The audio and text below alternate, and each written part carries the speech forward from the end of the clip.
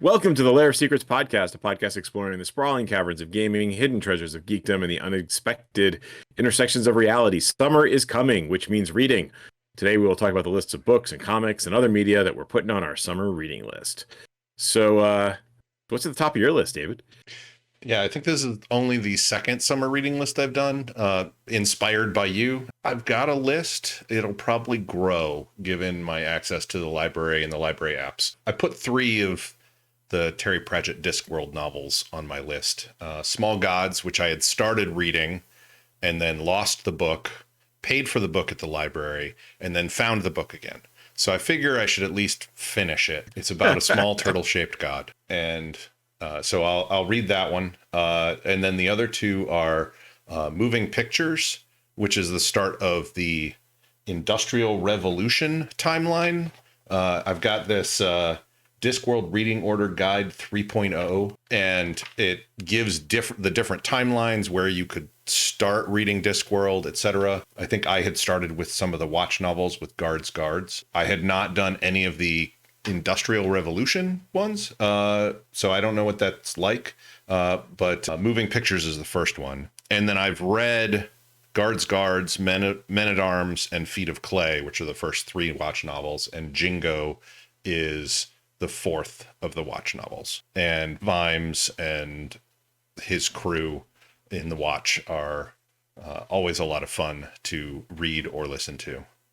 Then I've also had started the Gods of HP Lovecraft, which was it's a collection of short stories by modern authors, and all in the HP Lovecraft mythos, but without all the racism.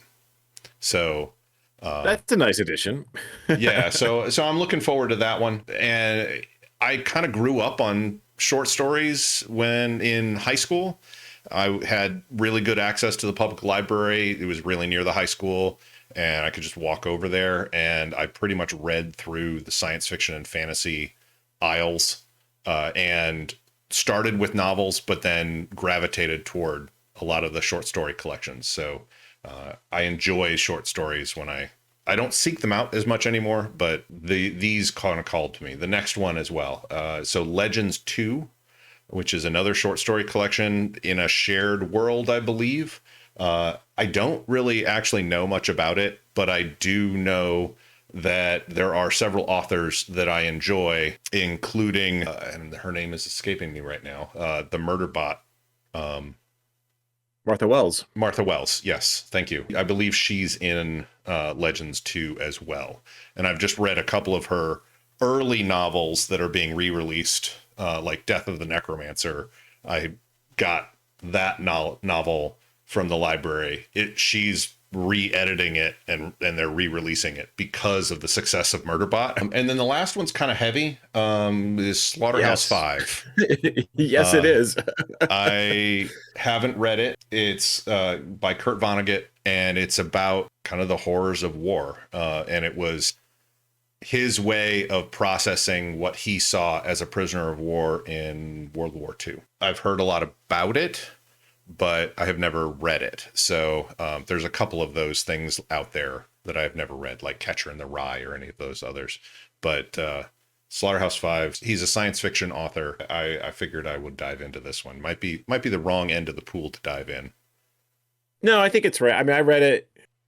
I think I might have read it in college as part of a science fiction seminar, or I picked it up as just a book that I thought I should read because it's kind of one of those sort of seminal works. And so it's it's about the main character gets caught up in the firebombing of Dresden during World War II, which was just a completely horrific event. Like, so many bombs, the atmosphere catches fire, right? And it definitely has its sci-fi elements because there's some temporal displacement going on. Gotcha. So it's good. I had read like this. I think maybe I read Sirens of Titan for my science fiction seminar, and then I was like going back in and filling in other spots. I haven't actually read a lot of Vonnegut, but I enjoyed Slaughterhouse 5. I think it's probably my favorite book by him. And I read Legends 1, which came out in in 1998, because there's the Little Sisters of Luria. I think it's a gunslinger tie-in for Stephen King. Okay. And at the time I was just like gaga about the Gunslinger, and anything that came out that even referenced the Gunslinger, I had to read. I don't know. It wasn't. I don't at the time, and mind you, it's been a long time. I don't believe it was like a themed sort of anthology like the George R.R. Martin Wild Cards Okay. one, where everybody's like contributing different stories to a shared universe. I think it's Right. much more a collection of science fiction masters doing their thing. Okay. Okay. Yeah, I think we might have actually talked about this before because this is not the first time that I have tried to pick this one up. It just had happened to be. I have this habit of checking out a bunch of books on the library app because it's so easy, and then I'll be reading some, and then some will just automatically get returned. And this was Right. one of them because I had gone into, I think, Lockwood and Co. and a couple of others, and dove into those. Binti, I think, was another one. It's an Afrofuture, really good Right. set of books. And so I got into that series, and I think Legends just kind of got returned. And so as I was looking through all these things, my history in there, looking to put together a summer reading list, because I know that some of these books got returned automatically. That's when I pulled Gods of HP Lovecraft and Legends 2 back off of that. Hey, you checked these out but never read them pile. Right. So Gotcha. Yeah, that's kind of like the pile of books I have next to my nightstand or on my nightstand next to my bed, where all good books go to die. yeah, yeah. I Because I'm do not actually, actually. I do actually have a pile like that on a little bookshelf next to my bed as well that I might want to take a look at. You know, with the way my brain works, if it's been sitting there long enough, it becomes part of the wall, and I don't really Right. think about it. Yes. So, but what I was saying earlier was like, this is like my second summer of officially putting together a reading list. You've done this a few times. I have. I am now, by my count, I am now on my 16th annual summer reading list. Um, last year I had like 17 books on my list and a whole bunch of novellas and stuff. And I guess I did not make as much progress as I would have liked. The Lord of Light really kind of kicked my butt last year. It's a Yeah. heavy book, and Mm-hmm. it's like the writing style is a little bit like I went in expecting like Nine Princes in Amber, and I didn't. I got something closer to the Silmarillion, right? Like there's Yeah. a lot of God stuff, and like there's a lot of it's got a lot going on in it, and it was a bit of a slug for me, and it just slowed down my pace throughout the rest of the summer because I think I just spent June reading that book. It kind of read to me. It felt like an earlier novel. Like I think he might have written Lords of Light before he wrote any of the Nine Princes, any of the Amber novels. Yes. And it's written in a very different style than, I won't say less modern, because Sherlock Holmes is written in what I would consider a modern style, but there are a lot of science fiction stories from like the late 60s, early 70s sort of thing that, like Foundation is one of those. It's a bunch of people sitting around a table talking. Right. And as I heard it described earlier this week, or last week. But Zelazny, with that one, there are characters in it. They do talk, but it's kind of like almost like you're looking down on them. You're not like with them. Yes, it's kind of like a third person over the shoulder perspective, right? Or like was it isometric when you're playing like Yeah. Baldur's Gate or whatever. But I mean, I also think he was playing with language on purpose, right? So I think he was purposely trying to be a bit archaic in places because he was trying to go for that mythology feel. Yep. And so, it definitely felt like it was pulling on some of like the language tropes that you would get from the Bible, right? So anyway, it slowed me down, and I did not get through all of my books, which is why some of my books on this year's list I probably mentioned on last year's list. But one I did not mention on last year's list because it's new is Dragons of Deceit by Margaret Weiss and Tracy Hickman, which this is high school for me. I read the Mm-hmm. Dragonlance books to the point where the covers just fell off, and then you buy another book and then you reread it again, and then that cover falls off. And then so my original Dragonlance books are pretty badly abused. So it's pretty cool. I cannot remember the last time I read a Dragonlance book. It was probably the anthology short story. Like they released a theory series of like Dragonlance Tales or something like that, which was like filling in the holes in the War of the Lance. And so Yep. It's been a long time. So this new one features Des Destina Destina Okay. Rose Thorn. Her father died during the War of the Lance, and so now she's trying to find some sort of time travel magic item that will allow her to go and save her father. So I suspect there will be shenanigans where we get to meet the heroes of the War of the Lance, and we shall see. Okay. So I mean, it's a good time excuse to go travel. back to Dragonlance. Yeah, time travel is not unknown in Dragonlance because the second Well, this is series true. was Yes. the brothers traveling back in time to, I don't remember exactly when anymore. It was just before the Cataclysm, if I remember That's right. correctly. Yeah, it's just before the Cataclysm. So, So I'm looking forward to that one, just because it's gonna. I'm reading it for pure nostalgia purposes. I don't know how good it's going to be, but it's like coming home to some old friends. Um, Speaking of old friends, we have Thrawn is back. If you haven't watched the Ahsoka trailer, you probably mhm. should. There's been hints dropped all over the place during the Mandalorian season 2, and I don't remember if they mentioned anything in season 3. He's in But in any Rebels. case, he's in Rebels, yes, and so he disappears at the end of Rebels, and now there is strongly implied that he's coming back in some way now. So he was like lost in time and space at the end of Rebels. So obviously, like who knows what he's been up to or where he's been or what have you. So that's going to be interesting. But before all that, there was the Thrawn Ascendancy books. There's actually been like 2 prequel trilogies. This is the 3rd book of the 2nd trilogy by Timothy Zahn. How much more Star Wars can you get? So many different Hmm. trilogies. So it's Star Wars Lesser Evil Thrawn Ascendancy Book 3, which is a total mouthful, and which might be the exact same thing I said last year. So I totally forgot that I didn't read it. Gotcha. This was supposed to be my beach book, and I think I even own it, and I don't think I read it. So I'm gonna go back and read that. One that I did not read last year because it hadn't come out yet. It came out in October of 2022. Is Station Eternity by Mur Lafferty. Did you read Yep. this one? I did read this one. I enjoyed it. It's a cozy murder on a Babylon 5 space station. Like Babylon Sounds great. 5-esque space station. And the next book in the series comes out in November. Mur's been talking about it. It's Chaos Terminal. Hmm. So I figure I should probably get caught up. It's And I'm good. always looking for new series. I think you'll enjoy it. She melds the cozy murder mystery meets sci-fi pretty well.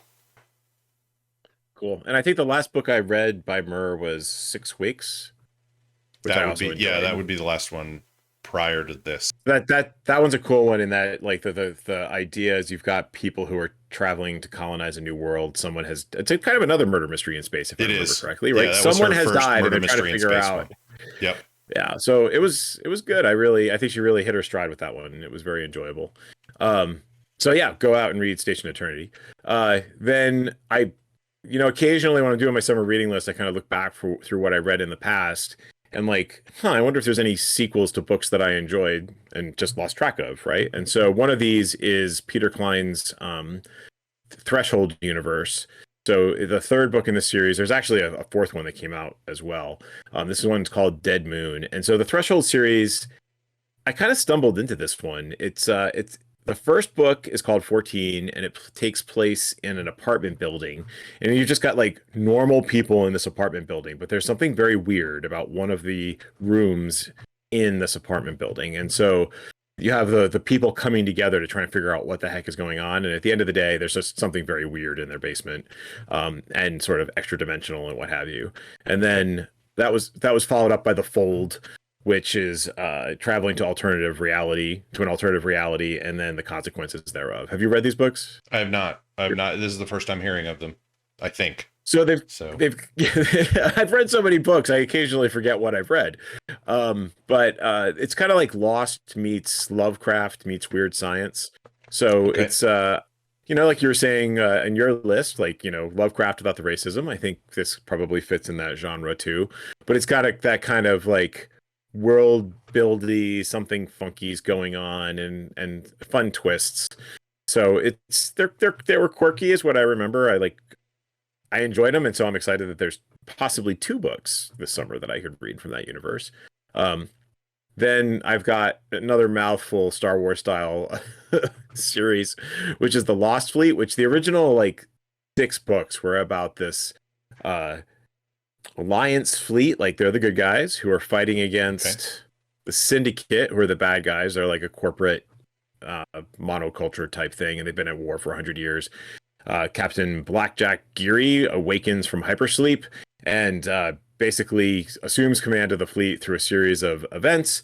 And those books are all about him fighting his fleet back to home territory, and trying to save the Alliance. There have been many books in this series since then, and now he is once again in control of the fleet, and he is going to fight the Enigmas, which are this alien race that alien species that has been behind many of the unintended consequences of the war that lasted for 100 years. So it's fun to be coming back again. It's like one of those old friends books. Like every Hmm. year that I can add this to my summer reading list, it's like when I want to read it because I'm going to rip through this in no time. Unlike Lord of Light, this is a book I could read in a day. Yeah, it's the Miles Vorkosigan saga. I think is that one for me. And back in junior high and high school, that would have been any Dragon Riders of Pern book. Oh yes, yes. I mean, I read all those too. I keep waiting for. It's funny, right? Because there's all of these books that I've tried to turn my son on to because he's a big reader, but he kind of goes in spurts. He'll get a series and then he'll just tear through it. And so Hmm. he most recently read Dune. I think he might be on Children of Dune this summer. It reminds But me. Yeah, Aaron and I watched the new Dune, and she's like, I might actually want to read this book. So I need to go and go through my my bookshelves or the boxes and of books that I have and see if I can get this for her. So I want to foster her interest in wider sci-fi than just Star Wars. So right. And I gotta say, the new Dune trailer looks pretty freaking amazing. it looks So good. it Like just gives me so much hope. Sorry, go ahead. yeah, I'm kind of like I really enjoyed the other Dune movie, the one with Sting Ah, and such. And unlike a lot of people, I really enjoyed it. I saw it before I read the book, so that probably had a very oh, big yeah. impact in whether I liked it or not. But I really enjoy this take on it. Like well, one, the special effects are just decades better, Yes. and they seem to be doing the original source material justice, and like it's just a beautiful movie as well. So like the ornithopters look amazing, Yes. and much Yes. better than they did in the original Dune movie. Yeah, the whole thing, like it's not. I savor it when I watch it, and what it gives me the most hope for is this director is also going to do Rendezvous with Rama, Oh, okay. and he did Arrival, and I'm gonna massacre his name. It's Dennis Dennis Villeneuve, Villanova. I'm always horrible maybe. at pronunciation. Yeah. But in any case, he's doing Rendezvous with Rama after he finishes up however many of the Dune movies he was going to make. I'm hoping he's going to get through Dune Part Two, make Rendezvous with Rama, and then come back and do Dune Messiah. Because my understanding from doing some research on the internet is that's what the plan is. But Rendezvous with Rama, Okay. which I believe we talked about before, is about this massive spacecraft that enters our solar system and the crew the spaceship that goes to investigate it. And it's awesome. The visuals are fantastic. Like the mental visuals are fantastic, and I think he could actually pull this off. You So, know, classic I novel by Arthur C. Clarke. I may need to add that to my list for this summer. I don't think I've read it. I read Mote in God's Eye, which was actually Heinlein, I think. And no, that's Nevin, and it was God, I'm gonna find it. Yeah. That was Your keyboard is less clacky than mine, so I'll let you look it yeah, up. Larry Nevin and Jerry Pornell. Pornell Okay. in 1974. Yeah. Oldie but goodie. Yeah. I read it a while after it came out because I was 3 when it came out. So let's, you know, um, I was also 3 when it came out. Yeah, yeah. So I was an early reader, but I was not that early of a reader. not of that type of material. Yeah. So I know my dad did because it was in the house. I just never read it. And so I'd be interested in that one. Now that I'm thinking about it, I'll probably want to pick up some of the other ones that my dad had read that I had always been in my brain, but never quite think of it as like Red Mars, Green Mars. There's a series there where Oh Mars yeah, gets yeah. terraformed over generations. Kim Stanley Robinson. Is that okay? Yeah, Rendezvous with Rama. I'm going to put it on my list. So I will put it into our document here to make it official. Sweet. I'm glad I set to sell you on it. I actually have the Rendezvous with Rama game for the Apple II. I was never able to actually get out of the airlock. Hey, because hey, kids, when we were kids, Oh, you couldn't geez. just go on the internet and figure out how to do stuff. You actually had to figure out for yourself. So I never actually made it to Rama. You're giving me flashbacks to the Hitchhiker's Guide to the Galaxy game and the massive amount of trouble I had just getting that game to run because I had an Apple IIe and I had the 80 column card, which allows you to have, instead of 40 characters across the entire screen, it allowed you to do 80 characters across the screen. But my mom and dad had not sprung for, because it was expensive, the 80 column plus RAM upgrade that would upgrade you to 256K of memory. So it would double the amount of memory, K, not megs, not gigs. Right. Go think smaller, and it wouldn't run. And one day I was at Purdue. They do most universities do this. I'm sure yours does have like surplus things that are older or whatever. I believe you got your iMac from that. That's exactly how I got my iMac. There was an Apple IIe there that happened to have the 80 column card plus memory. So I got that. I upgraded our computer. I was able to run it. And then trying to play Hitchhiker's Guide to the Galaxy, I played for like an hour or so and died multiple times because it's all text adventure and it was all, they were brutal back then. And it was like, I couldn't get off Earth before it was bulldozed. I would just die in multiple different ways before that happened. And that sounds about right. Yeah. Yeah. So my high school friend David and I played it a lot, too much, quite honestly. I think I've told you this story before, but like it was probably on season 1. But like I remember vividly going to the library because they had a copy of it there, and instead of doing our research project, we just played Hitchhikers. I the believe whole that. Saturday. I believe it. And my parents came to pick us up, and they're like, "Hey, so where's your work?" And we're like, yeah, no. And so they're like, isn't it due on Monday?" I'm like, yeah, well, but there was this cool game. Don't you have that game at home? Yes, but David was here. Why would we do research when David and I could play the game here? Right. And enjoy it together.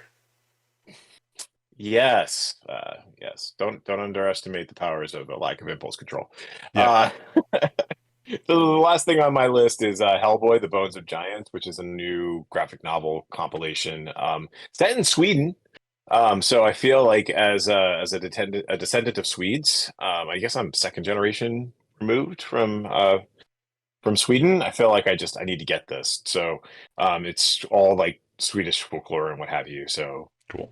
I'm looking forward to it. I'm also looking for other horror novels, just like horror graphic novels. I really enjoy horror graphic novels. And Hellboy has filled that niche for so long, but unfortunately, I've read them all. Gotcha. You can't see it; they're all over here. They fill 2 shelves of my bookshelf, right? And I mean, Hellboy's good.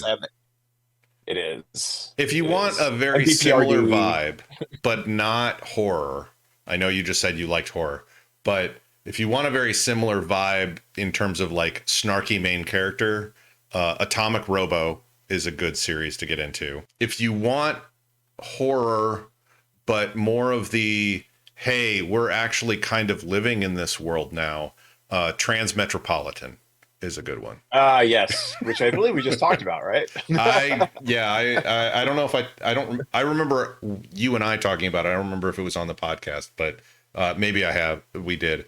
I burned through that entire series in a week. I was looking for more cyberpunk stuff, and I found it in Transmetropolitan, and it's informing my character. So Nice. Yeah. So I think you're reminding me I need to head to the library. I have no idea what collection of graphic novels they might have. And I haven't really researched my library's version of a library app. I typically got my Kindle over my shoulder here. Typically read on my Kindle, but I'm open to, I have an iPad, so I can read on that as well.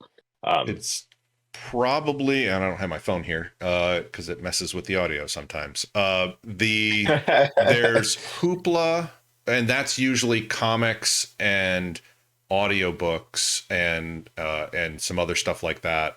And then it used to be Overdrive, but then they made it into something else. Yeah, but a lot of libraries have that. And what the app that I can't remember the name of, what it does is most of the time you can set it so that you can read with Kindle, and it will just, you'll open it up on your phone or your computer and borrow the book, and you say read with Kindle. It'll open up a web page that if you're logged into Amazon, it'll say, hey, do you want to read this library book with Kindle? You say yes, and then it will deliver the book to your Kindle. And then cool. Amazon knows how long you've checked the book out for and will auto return it at the end of that time, unless you turn off the Wi-Fi so that it can't return it.